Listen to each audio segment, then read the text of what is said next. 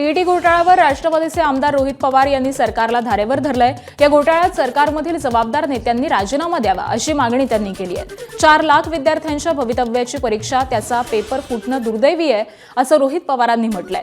तर विभागामधील भ्रष्टाचार हेच पेपर फुटीचं मुख्य कारण असल्याची टीका आमदार सत्यजित तांबेंनी केली आहे।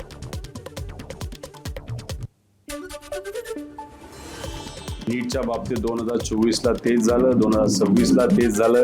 जे अधिकारी जबाबदार होते 2024ला त्यांना बढती दिली आणि आता जर हा पेपर फुटला जात असेल तर म्हणजे कुठं ना कुठेतरी भ्रष्टाचार आणि पैशाचा बाजार हा लहान मुलांच्या भविष्याबाबतीत सुद्धा हे सरकार करायला लागलं असं आपल्याला म्हणावं लागेल।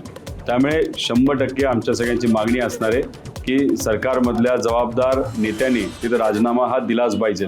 सामान्य लोकांच्या मुलांच्या भवितव्याबद्दल जो तमाशा केला त्याचं उत्तर मुलांनी दिलेलंच आहे आणि आता या परीक्षेच्या बाबतीत सुद्धा टीईटीच्या तसाच तमाशा या सरकारला आता बघावा लागेल। एबीपी माझा, उघडा डोळे बघा नीट।